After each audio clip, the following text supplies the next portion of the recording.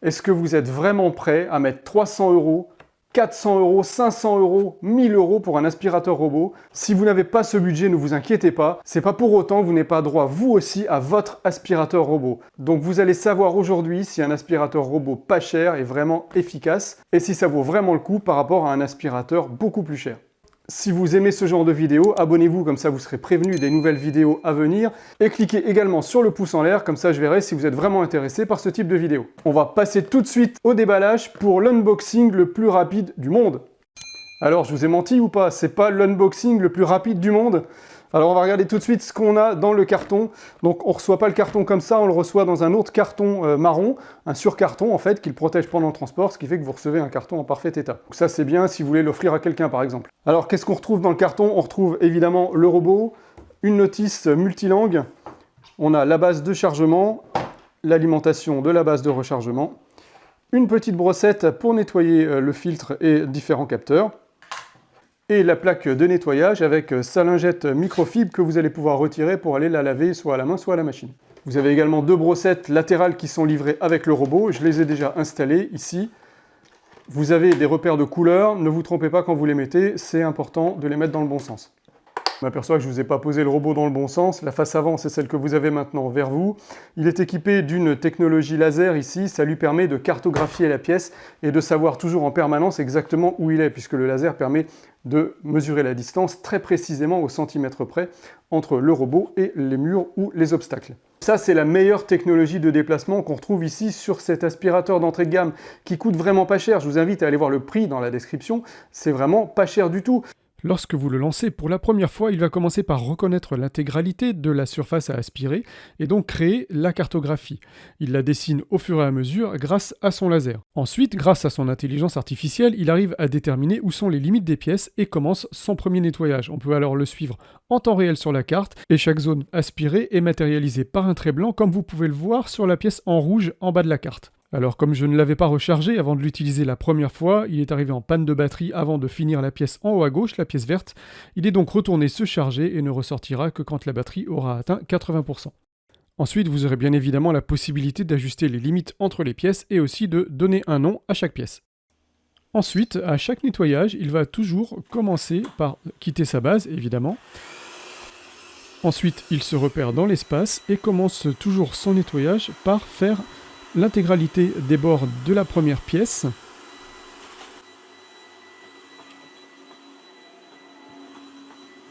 Ensuite, il va faire l'intégralité de la surface intérieure de la pièce en procédant par lignes parallèles grâce à son laser. Sa petite taille lui permet de se faufiler vraiment partout et notamment entre les pieds de chaise, ce que ne pouvaient pas faire mes précédents aspirateurs robots.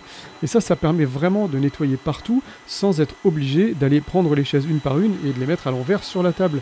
C'est également pratique dans la cuisine où il passe également entre les pieds des chaises. Et là vraiment, il passe tout juste, vraiment ça se joue à 1 cm.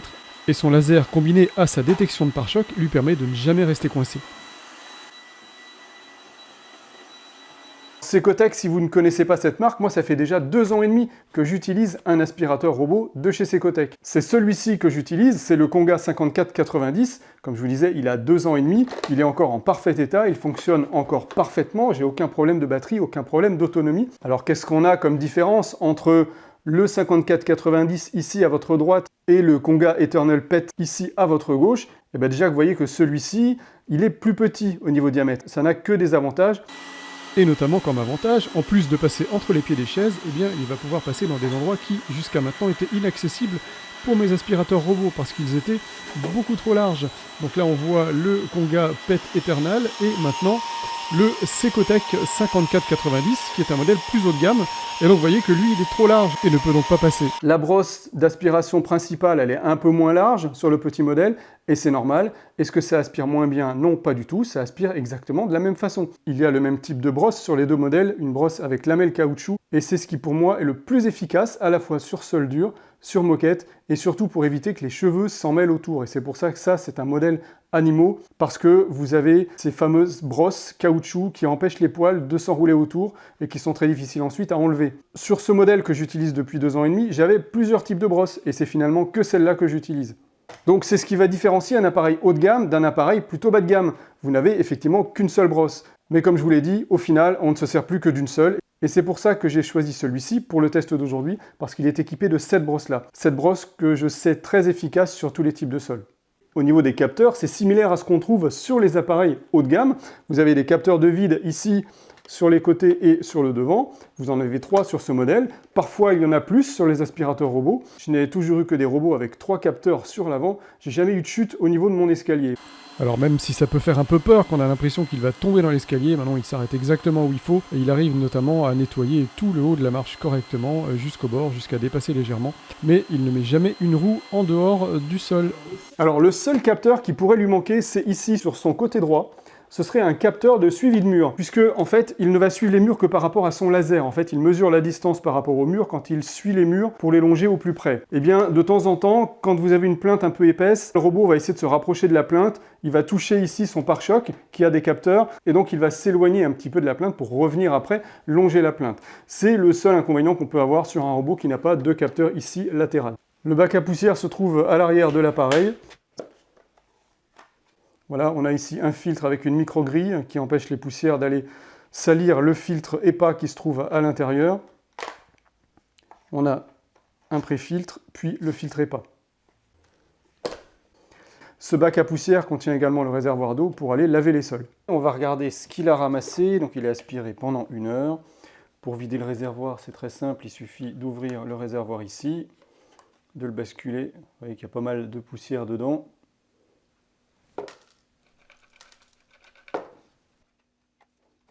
Voilà, ça c'est l'équivalent d'à peu près 4 jours de saleté dans 55 mètres carrés. Donc il y a du cheveu, il y a de la poussière, il y a des détritus, il a retrouvé une patte. Si vous avez un aspirateur à main comme ça, on passe un petit coup ici. Voilà, ça permet d'avoir un réservoir propre pour le prochain nettoyage. Je vous mets le lien de cet aspirateur si ça vous intéresse dans la description et je vous le mets également ici en haut à droite dans la vidéo. Et ce genre de petit aspirateur, c'est vraiment l'idéal quand on a un aspirateur robot pour aller faire tous les petits recoins que l'aspirateur robot n'a pas pu faire, notamment les escaliers, les coins inaccessibles, les dessus de meubles, etc. Alors la brosse silicone, l'avantage c'est que vous allez récupérer facilement les cheveux qui se trouvent déjà au bout, aux 2 extrémités. Vous allez pouvoir récupérer facilement les cheveux ou les poils qui seraient éventuellement dans les lamelles caoutchouc, mais il n'y a vraiment rien qui est emmêlé, on les enlève très facilement. On n'a pas besoin d'outils spécifiques pour aller enlever les poils. Donc vous voyez que nous, ici, on a beaucoup de cheveux. Et donc du coup, on en retrouve quelques-uns dans la brosse. On peut aussi de temps en temps démonter le petit roulement ici qui se trouve là pour aller enlever les cheveux qui seraient éventuellement enroulés dedans. Ça arrive, moi je le fais en général 1 fois par mois parce qu'on a quand même beaucoup de cheveux ici. Vous n'êtes pas obligé de le faire à chaque fois.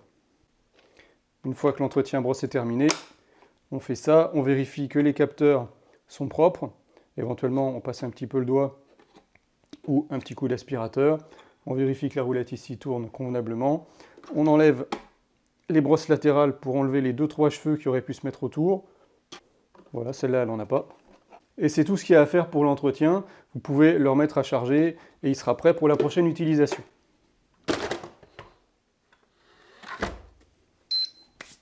Bien qu'on soit sur un modèle d'entrée de gamme, celui-ci est capable de détecter automatiquement la présence de moquettes et d'augmenter automatiquement la puissance de l'aspiration et de se mettre en mode turbo.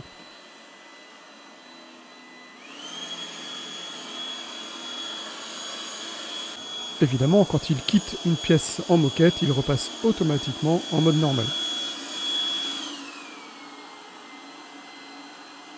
J'ai préparé comme d'habitude 2 crash tests, le premier sur moquette, donc là c'est un tapis, j'ai mis donc des grains de riz, des pâtes, des miettes, de la poussière, voilà, le tout bien incrusté dans les fibres du tapis. Pour faire ce test, j'ai utilisé la fonction de nettoyage localisé dans l'entrée, donc j'ai sélectionné la zone à nettoyer. Alors il commence par faire un premier passage sur les bords, comme d'habitude. Ensuite, il va procéder par ligne parallèle dans le sens de la largeur. Donc on voit vraiment qu'il aspire correctement. Derrière son passage, pratiquement l'intégralité est aspirée. Alors là, je l'ai configuré avec une puissance d'aspiration maximum et un passage x2, c'est-à-dire qu'il va faire 2 fois la surface. Quand il y a beaucoup de débris comme ça, c'est ce que je vous conseille. Donc après le premier passage, il commence le deuxième, il refait encore une fois les bords. Et puis, il va procéder par ligne dans l'autre sens, dans le sens de la longueur maintenant. Alors voilà ce qu'on retrouve dans le bac à poussière. Et on constate que le résultat est vraiment parfait puisque 99% des débris ont réellement été aspirés. On voit sur cette image l'algorithme de déplacement du robot en mode x2 qui passe une fois dans un sens et une fois dans l'autre sens pour nettoyer en profondeur.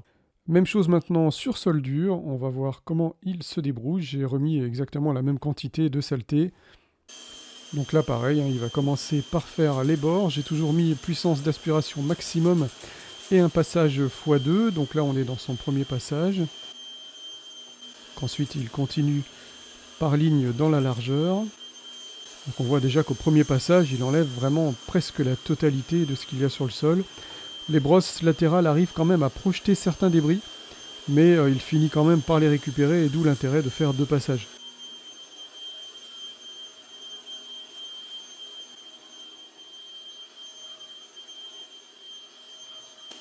Et là, il commence son deuxième passage. Donc une fois les bords, et ensuite il va faire les lignes dans l'autre sens, maintenant dans la longueur.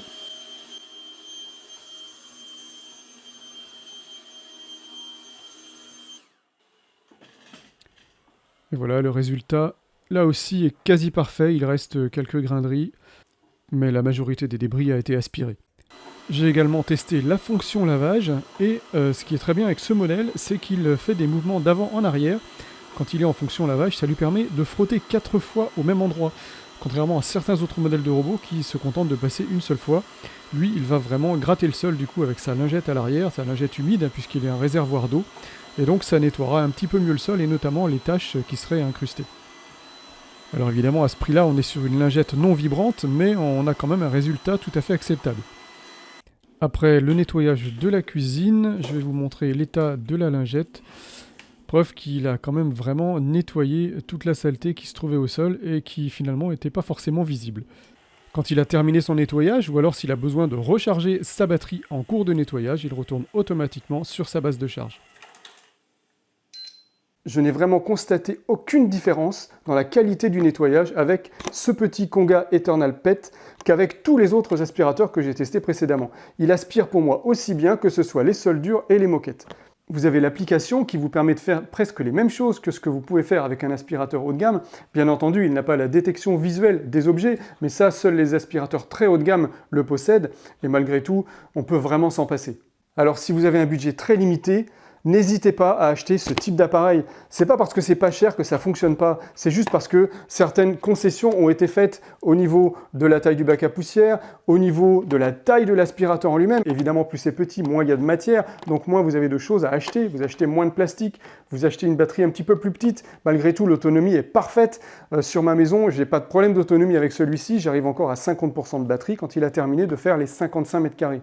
Eh bien, si vous n'avez pas beaucoup d'argent et que vous voulez vous lancer dans les aspirateurs robots, n'hésitez pas, vous passez par le lien en dessous, vous allez voir, le prix est vraiment pas cher. Et puis moi, ça fait des années que j'utilise un aspirateur robot. Franchement, ça remplace complètement un aspirateur traîneau standard ou même un aspirateur balai. Vraiment, il va nettoyer tous les sols correctement. Vous n'avez plus après qu'à nettoyer avec un petit aspirateur manuel les meubles, le dessus des meubles, les escaliers, etc. Parce que son point faible, comme tous les aspirateurs robots, c'est qu'il ne fait encore pas les escaliers. Si vous recherchez des modèles un petit peu plus haut de gamme, je vous mets par ici 2 vidéos. Cliquez dessus et on se retrouve là-bas.